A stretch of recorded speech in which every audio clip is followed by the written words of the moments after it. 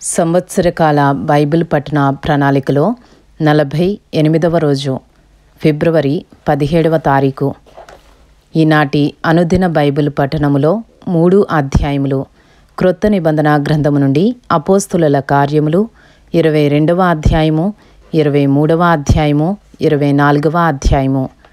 ఈనాటి భాగములోని 3 అధ్యాయములలో మొదటి అధ్యాయము. అపోస్తుల కార్యములు 22వ అధ్యాయంలో ఉన్న 30 వచనములు. సహోదరులారా, తండ్రులారా, నేనిప్పుడు మీ ఎదుట చెప్పు సమాధానము ఆలకించుడి. అతడు హెబ్రీ భాషలో మాట్లాడుట వారు విని ఎక్కువ నిశ్శబ్దముగా ఉండిరి. అప్పుడతడు ఇలాగు చెప్పసాగెను, నేను కిలికియలోని తార్సులో పుట్టిన యూదుడను. అయితే ఈ పట్టణములో గమలీయేలు పాదముల యొద్ద పెరిగి మన పితరుల ధర్మశాస్త్ర సంబంధమగు నిష్ఠయందు శిక్షితుడనై మీరందరూ నేడు ఉన్న ప్రకారము దేవుని గూర్చి ఆసక్తుడనై ఉండి ఈ మార్గంలోనున్న పురుషులను స్త్రీలను బంధించి చెరసాలలో వేయించుచు మరణము వరకు హింసించితిని. ఇందును గూర్చి ప్రధాన యాజకుడును పెద్దలందరూ నాకు సాక్షులై ఉన్నారు. నేను వారి వలన సహోదరుల యొద్దకు పత్రికలు తీసుకుని దమస్కులోని వారిని కూడా బంధించి దండించుటకై యెరూషలేమునకు తేవలనని అక్కడికి వెళ్ళితిని. నేను ప్రయాణము చేయుచు దమస్కునకు సమీపించినప్పుడు మధ్యాహ్న కాలమందు ఆకాశము నుండి గొప్ప వెలుగు అకస్మాత్తుగా నా చుట్టూ ప్రకాశించెను. నేను నేల మీద పడి, సౌలా సౌలా, నీవెందుకు నన్ను హింసించుచున్నావని నాతో ఒక స్వరము పలుకుట వింటిని. అందుకు నేను, ప్రభువా, నీవెవడవని అడిగినప్పుడు ఆయన, నేను నీవు హింసించుచున్న నజరేయుడనగు యేసును అని నాతో చెప్పెను. నాతో కూడా ఉన్నవారు ఆ వెలుగును చూచిరి గాని నాతో మాట్లాడిన వాని స్వరము వారు వినలేదు. అప్పుడు నేను, ప్రభువా, నేనేమి చేయవలెనని అడుగగా, ప్రభువు, నీవు లేచి దమస్కులోనికి వెళ్ళుము. అక్కడ నీవు చేటుకు నియమింపబడినవన్నీ నీకు చెప్పబడునని నాతో అనెను.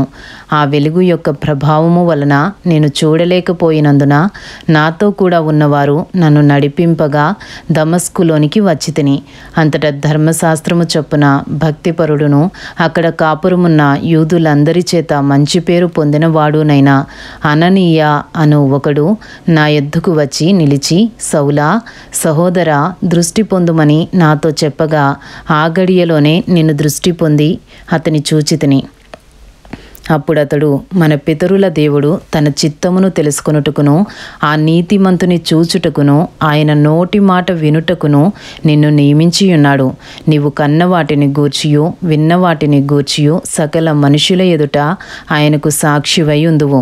గనుక నీవు తడవు చేయుట ఎందుకు?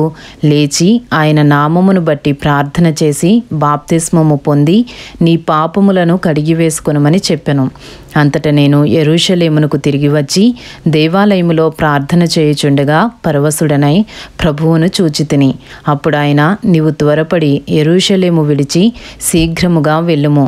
నన్ను గూర్చి నీవిచ్చు సాక్ష్యము వారు అంగీకరింపరని నాతో చెప్పెను. అందుకు నేను, ప్రభువా, ప్రతి సమాజ మందిరములోనూ నీయందు విశ్వాసముంచు వారిని నేను చెరసాలలో వేయిచూ కొట్టుచూ ఉంటినని వారికి బాగుగా తెలియను. మరియు నీ సాక్షి అయిన స్టెఫను రక్తము చిందింపబడినప్పుడు నేను కూడా దగ్గర నిలిచి అందుకు సమ్మతించి అతని చంపిన వారి వస్త్రములకు కావలియుంటినని చెప్పితిని. అందుకు ఆయన, వెళ్ళుము, నేను దూరముగా అన్యజనుల యొద్దకు నిన్ను పంపుదునని నాతో చెప్పెను. అపోస్తులుల కార్యములు 22వ అధ్యాయము 22వ వచనము నుండి. ఈ మాట వరకు అతడు చెప్పినది వారు ఆలకించుచుండిరి. అప్పుడు, ఇటువంటి వాడు బ్రతుక తగడు, భూమి మీద ఉండకుండా వానిని చంపివేయుడని కేకలు వేసిరి. వారు కేకలు వేయుచు తమపై బట్టలు విదిల్చుకుని ఆకాశము తట్టు దుమ్మెత్తిపోయిచుండగా వారు అతనికి విరోధముగా ఈలాగు కేకలు వేసిన హేతువేమో తెలుసుకొనుటకై సహస్రాధిపతి కొరడాలతో అతనిని కొట్టి విమర్శింపవలనని చెప్పి కోటలోనికి తీసుకుని పొండని ఆజ్ఞాపించెను. వారు వారు పౌలును వారులతో కట్టుచున్నప్పుడు అతడు తన దగ్గర నిలిచిన శతాధిపతిని చూచి, శిక్ష విధింపకయే రోమీయుడైన మనుషుని కొరడాలతో కొట్టుటకు మీకు అధికారమున్నదా అని అడిగెను. శతాధిపతి ఆ మాట విని సహస్రాధిపతి యొద్దకు వచ్చి, నీవేమి చేయబోచున్నావు? ఈ మనుషుడు రోమీయుడు సుమి అనెను. అప్పుడు సహస్రాధిపతి వచ్చి అతనిని చూచి, నీవు రోమీయుడువా? అది నాతో చెప్పుమనగా అతడు అవునని చెప్పెను. సహస్రాధిపతి, నేను బహుద్రవ్యం ఇచ్చి ఈ పౌరసత్వము సంపాదించుకొంటిననెను. అందుకు పౌలు, నేనైతే పుట్టుకతోనే రోమీయుడననెను. కాబట్టి అతని విమర్శింపబోయిన వారు వెంటనే అతనిని విడిచిపెట్టిరి. మరియు అతడు రోమీయుడని తెలుసుకున్నప్పుడు అతని బంధించినందుకు సహస్రాధిపతి కూడా భయపడెను. మరునాడు యూదులు అతని మీద మోపిన నేరమేమో తాను నిశ్చయముగా తెలుసుకొనగోరి సహస్రాధిపతి అతని వదిలించి ప్రధాన యాజకులను మహాసభవారందరూ కూడి రావాలనని ఆజ్ఞాపించి పౌలును తీసుకుని వచ్చి వారి ఎదుట నిలువబెట్టెను. ఇంతటితో అపోస్తులుల కార్యములు 22వ అధ్యాయంలో ఉన్న 30 వచనములు పూర్తి చేయబడినవి. ఈనాటి భాగంలోని 3 అధ్యాయములలో 2వ అధ్యాయము అపోస్తులుల కార్యములు 23వ అధ్యాయంలో ఉన్న 35 వచనములు. పౌలు మహాసభ వారిని తేరిచూచి, సహోదరులారా, నేను నేటి వరకు కేవలము మంచి మనస్సాక్షి గలవాడనై దేవుని ఎదుట నడుచుకొనుచుంటినని చెప్పెను. అందుకు ప్రధాన యాజకుడైన అననీయ అతని నోటి మీద కొట్టుడని దగ్గర నిలిచియున్న వారికి ఆజ్ఞాపింపగా, పౌలు అతనిని చూచి, సున్నము కొట్టినవు గోడా, దేవుడు నిన్ను కొట్టును. నీవు ధర్మశాస్త్రము చొప్పున నన్ను విమర్శింప కూర్చుండి ధర్మశాస్త్రమునకు విరోధముగా నన్ను కొట్టన ఆజ్ఞాపించుచున్నావా అనెను. దగ్గర నిలిచియున్నవారు, నీవు దేవుని ప్రధాన యాజకుని దూషించెదవా అని అడిగిరి. అందుకు పౌలు, సహోదరులారా, ఇతడు ప్రధాన యాజకుడని నాకు తెలియలేదు. నీ ప్రజల అధికారిని నిందింపవద్దు అని వ్రాయబడి ఉన్నదనెను. వారిలో ఒక భాగము సద్దూకయ్యులను మరి ఒక భాగము పరిసయ్యులనై ఉన్నట్టు పౌలు గ్రహించి, సహోదరులారా, నేను పరిసయ్యుడను, పరిసయ్యుల సంతతి వాడను. మనకున్న నిరీక్షణను గూర్చియు మృతుల పునరుద్ధానమును గూర్చియు నేను విమర్శింపబడుచున్నానని సభలో బిగ్గరగా చెప్పెను. అతడు అలాగు చెప్పినప్పుడు పరిసయ్యులకును సద్దూకయ్యులకును కలహము పుట్టినందున ఆ సమూహము 2 పక్షములు ఆయెను. సద్దూకయ్యులు పునరుద్ధానము లేదనియు దేవదూత అయినను ఆత్మయైనను లేదనియూ చెప్పుదురు గాని పరిసయ్యులు రెండును కలవని ఒప్పుకుందురు. అప్పుడు పెద్ద గొల్లు పుట్టెను. పరిసయ్యుల పక్షముగా ఉన్న శాస్త్రులలో కొందరు లేచి, ఈ మనుషుని యందు ఏ దోషమును మాకు కనబడలేదు, ఒక ఆత్మయైనను దేవదూతయైనను అతనితో మాటలాడి ఉండవచ్చునని చెప్పుచు తగవులాడిరి. కలహం ఎక్కువైనప్పుడు వారు పౌలును చీల్చివేయుదురేమో అని సహస్రాధిపతి భయపడి, మీరు వెళ్ళి వారి మధ్య నుండి అతనిని బలవంతముగా పట్టుకుని కోటలోనికి తీసుకుని రండని సైనికులకు ఆజ్ఞాపించెను. ఆ రాత్రి ప్రభువు అతని యొద్ద నిలుచుండి, ధైర్యముగా ఉండుము, యెరూషలేములో నన్ను గూర్చి నీవేలాగు సాక్ష్యమిచ్చితివో అలాగున రోమాలో కూడా సాక్ష్యం ఇయ్యవలసి ఉన్నదని చెప్పెను. అపోస్తలుల కార్యములు 23వ అధ్యాయము 12వ వచనము నుండి. ఉదయమైనప్పుడు యూదులు కట్టుకట్టి తాము పౌలును చంపు వరకు అన్నపానములు పుచ్చుకునమని ఒట్టు పెట్టుకునిరి. ఈ కుట్రలో చేరిన వారు 40 మంది కంటే ఎక్కువ. వారు ప్రధాన యాజకుల యొద్దకును పెద్దల యొద్దకును వచ్చి, మేము పౌలును చంపు వరకు ఏమీయూ రుచి చూడమని గట్టిగా ఒట్టు పెట్టుకుని ఉన్నాము. కాబట్టి మీరు మహాసభతో కలిసి అతనిని గూర్చి మరి పూర్తిగా విచారించి తెలుసుకొనబోవునట్టు అతనిని మీ యొద్దకు తీసుకుని రమ్మని సహస్రాధిపతితో మనవి చేయుడి. అతడు దగ్గరకు రాకమునిపే మేము అతని చంపుటకు సిద్ధపడి ఉన్నామని చెప్పిరి. అయితే పౌలు మేనలుడు వారి పొంచియున్నారని విని వచ్చి కోటలో ప్రవేశించి పౌలుకు ఆ సంగతి తెలిపెను. అప్పుడు పౌలు శతాధిపతులలో ఒకనిని తన యొద్దకు పిలిచి, ఈ చిన్నవానిని సహస్రాధిపతి యొద్దకు తోడుకుని పొమ్ము, ఇతడు అతనితో ఒక మాట చెప్పుకొనవలెనని ఉన్నాడనెను. శతాధిపతి సహస్రాధిపతి యొద్దకు అతని తోడుకుని పోయి, ఖైదీ అయిన పౌలు నన్ను పిలిచి నీతో ఒక మాట చెప్పుకొనవలెనని ఉన్న ఈ పడుచువానిని నీ యొద్దకు తీసుకుని పొమ్మని నన్ను అడిగినని చెప్పెను. సహస్రాధిపతి అతని చెయ్యి పట్టుకుని అవతలకు తీసుకుని పోయి, నీవు నాతో చెప్పుకొనవలనని ఉన్నదేమని ఒంటరిగా అడిగాను. అందుకతడు, నీవు పౌలుని గూర్చి సంపూర్తిగా విచారింపబోవునట్టు అతనిని రేపు మహాసభ యొద్దకు తీసుకుని రావలెనని నిన్ను వేడుకొనుటకు యూదులు కట్టుకట్టి ఉన్నారు. వారి మాటకు నీవు సమ్మతింపవద్దు. వారిలో 40 మంది కంటే ఎక్కువ మనుషులు అతని కొరకు పొంచియున్నారు. వారు అతని చంపు వరకు అన్నపానములు పుచ్చుకొనమని ఒట్టు పెట్టుకుని ఉన్నారు. ఇప్పుడు నీ యొద్ద మాట తీసుకొనవలనని కనిపెట్టుకుని సిద్ధముగా ఉన్నారని చెప్పెను. అందుకు సహస్రాధిపతి, నీవు ఈ సంగతి నాకు తెలిపితువని ఎవనితోనూ చెప్పవద్దని ఆజ్ఞాపించి ఆ పడుచువానిని పంపివేశను. తరువాత అతడు శతాధిపతులలో 2 తన యొద్దకు పిలిచి, కైసరయ వరకు వెళ్ళుటకు 200 మంది సైనికులను, 70 మంది గుర్రపు రౌతులను, 200 మంది ఈటెల వారిని రాత్రి 9 గంటలకు సిద్ధపరిచి పౌలుని ఎక్కించి అధిపతి అయిన ఫేలిక్సు నొద్దకు భద్రముగా తీసుకుని పోవుటకు గుర్రములను సిద్ధపరచుడని చెప్పెను. మరియు ఈ ప్రకారముగా ఒక పత్రిక వ్రాసెను. మహాఘనత వహించిన అధిపతి అయిన ఫేలిక్స్కు క్లౌదియా, లూసియా వందనములు. యూదులు ఈ మనుష్యుని పట్టుకుని చంపబోయినప్పుడు అతడు రోమీయుడని నేను విని సైనికులతో వచ్చి అతనిని తప్పించి తిని. వారు అతని మీద మోపిన నేరమేమో తెలుసుకొనగోరి నేను వారి మహాసభ యొద్దకు అతనిని తీసుకుని వచ్చి తిని. వారు తమ ధర్మశాస్త్ర వాదములను గూర్చి అతని మీద నేరము మోపిరే గాని మరణమునకైనను బంధకములకైనను తగిన నేరము అతని యందేమియూ కనుపరచలేదు. అయితే వారు ఈ మనుషుని మీద కుట్ర చేయనయ్యున్నారని నాకు తెలియవచ్చినందున వెంటనే అతనిని యొద్దకు పంపించి తిని. నేరము మోపిన వారు కూడా అతని మీద చెప్పవలెనని ఉన్న సంగతి నీ ఎదుట చెప్పుకుని ఆజ్ఞాపించి తిని. కాబట్టి అతడు వారికి ఆజ్ఞాపించిన ప్రకారము సైనికులు పౌలును రాత్రివేళ అంతిపత్రికి తీసుకుని పోయిరి.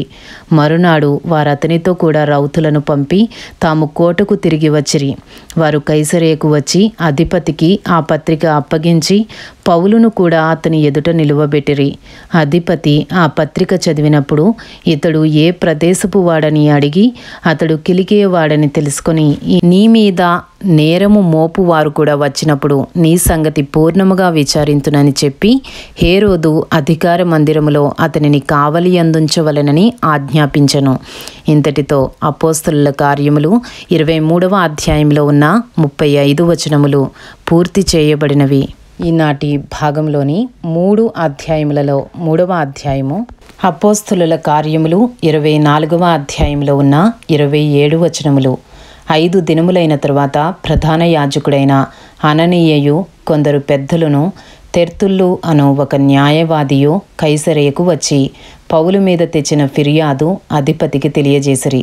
పౌలు రప్పింపబడినప్పుడు తెర్తుల్లు అతని మీద నేరము మోపనారంభించి ఇట్లనెను, మహా ఘనత వహించిన ఫేలిక్సా, మేము తమ వలన ఎంతో నెమ్మది అనుభవించుచున్నామనియు ఈ దేశ జనమునకు సంభవించిన అనేకమైన కీడులు తమ పరామర్శ చేత దిద్దుబాటవుచున్నవనియు ఒప్పుకొని మేము సకల విధములను సకల స్థలములలోనూ పూర్ణ కృతజ్ఞతతో అంగీకరించుచున్నాము. నేను తమకు ఎక్కువ ఆయాసము కలుగజేయకుండా మేము క్లుప్తముగా చెప్పుకొను దానిని తమరు ఎప్పటి వలె శాంతముగా వినవలెనని వేడుకొనుచున్నాను. ఈ మనుష్యుడు పీడ వంటి వాడును, భూలోకమందున్న సకలమైన యూదులను కలహమునకు రేపువాడును, నజరేయుల మతభేదమునకు నాయకుడునయ్యున్నట్టు మేము కనుగొంటిమి. మరియు ఇతడు దేవాలయమును అపవిత్రము చేయుటకు యత్నపడెను గనుక మేము అతని పట్టుకుంటిమి. తమరు విమర్శించిన ఎడల మేము ఇతని మీద మోపుచున్న నేరములన్నయూ తమకే తెలియవచ్చునని చెప్పెను. యూదులందరూ సమ్మతించి ఈ మాటలు నిజమే అని చెప్పిరి. అప్పుడు అధిపతి మాటలాడుమని పౌలునకు సైగ చేయగా అతడిట్లనెను, తమరు బహు సంవత్సరముల నుండి ఈ జనమునకు న్యాయాధిపతులై ఉన్నారని ఎరిగి నేను ధైర్యముతో సమాధానము చెప్పుకొనుచున్నాను. యెరూషలేములో ఆరాధించుటకు నేను వెళ్ళిన నాటి నుండి 12 దినములు మాత్రమే అయినదని తమరు విచారించి తెలుసుకొనవచ్చును. దేవాలయములోనేమి, సమాజ మందిరములలోనేమి, పట్టణములోనేమి నేను ఎవనితోనూ తర్కించుటయైనను జనులను గుమికూర్చుటయైనను వారు చూడలేదు. మరియు వారు ఇప్పుడు నా మీద మోపు నేరములను తమరికి రుజువు పరచలేరు. ధర్మశాస్త్రమందును ప్రవక్తల గ్రంథముల యందును వ్రాయబడి ఉన్నవని నమ్మి నీతిమంతులకును అనీతిమంతులకును పునరుద్ధానము కలుగబోచున్నదని వీరు నిరీక్షించుచున్నట్టు నేను కూడా దేవుని యందు నిరీక్షణయుంచి వారు మత భేదమని పేరు పెట్టు ఈ మార్గము చొప్పున నా పితరుల దేవునిని సేవించుచున్నానని తమరి ఎదుట ఒప్పుకొనుచున్నాను. ఈ విధమున నేనును దేవుని ఎడలను మనుషుల ఎడలను ఎల్లప్పుడూ నా మనస్సాక్షి నిర్దోషమైనదిగా ఉండునట్లు అభ్యాసము చేసుకొనుచున్నాను. కొన్ని సంవత్సరములైన తరువాత నేను నా స్వజనులకు దాన ద్రవ్యమును కానుకలను అప్పగించుటకు వచ్చితిని. నేను శుద్ధి చేసుకునిన వాడనై ఇలాగూ అప్పగించుచుండగా వారు దేవాలయములో నన్ను చూచిరి. నేను గుంపు కూర్చి ఉండలేదు, నా వలన అల్లరి కాలేదు. ఆసియా నుండి వచ్చిన కొందరు యూదులు ఉండిరి. నా మీద వారికేమైనా ఉన్న ఎడల వారే తమరి సన్నిధికి వచ్చి నా మీద నేరము మోపవలసి ఉండెను. లేదా నేను మహాసభ ఎదుట నిలిచియున్నప్పుడు మృతుల పునరుద్ధానమును గూర్చి నేడు వారి ఎదుట విమర్శింపబడుచున్నానని వారి మధ్య నిలువబడి నేను బిగ్గరగా చెప్పిన ఈ ఒక్క మాట విషయమై తప్ప నాయందు మరి ఏ నేరమైనను వీరు కనుగొని ఉంటే వీరైనా చెప్పవచ్చుననెను. అపోస్తలుల కార్యములు 24వ అధ్యాయము 22వ వచనము నుండి. ఫేలిక్సు ఈ మార్గమును గూర్చి బాగుగా ఎరిగినవాడై సహస్రాధిపతి అయిన లూసియా వచ్చినప్పుడు మీ సంగతి నేను విచారించి తెలుసుకుందునని చెప్పి విమర్శ నిలుపు చేశాను. మరియు అతని విడిగా కావలిలో ఉంచి అతనికి పరిచారము చేయుటకు అతని స్వజనులలో ఎవరినీ ఆటంకపరచకూడదని శతాధిపతికి ఆజ్ఞాపించెను. అపోస్తలుల కార్యములు 24వ అధ్యాయము 24వ వచనము నుండి. కొన్ని దినములైన తరువాత ఫేలిక్సు యూదురాలైన ద్రుసిల్లా అను తన భార్యతో కూడా వచ్చి పౌలును పిలిపించి క్రీస్తు యేసునందలి విశ్వాసమును గూర్చి అతడు బోధింపగా వినెను. అప్పుడు అతడు నీతిని గూర్చియో ఆశా నిగ్రహమును గూర్చియో రాబోవు విమర్శను గూర్చియో ప్రసంగించుచుండగా ఫేలిక్సు మిగుల భయపడి ఇప్పటికి వెళ్ళుము, నాకు సమయమైన నిన్ను పిలువనంపింతునని చెప్పెను. తరువాత పౌలు వలన తనకు ద్రవ్యము దొరుకునని ఆశించి మాటిమాటికి అతనిని పిలిపించి అతనితో సంభాషణ చేయుచుండెను. 2 సంవత్సరములైన తరువాత ఫేలిక్సుకు ప్రతిగా పోర్కియు ఫేస్తు వచ్చెను. అప్పుడు ఫేలిక్సు యూదుల చేత మంచివాడని అనిపించుకొనవలెనని కోరి పౌలును బంధకములలోనే విడిచిపెట్టిపోయెను. ఇంతటితో అపోస్తలుల కార్యములు 24వ అధ్యాయంలో ఉన్న 27 వచనములు పూర్తి చేయబడినవి.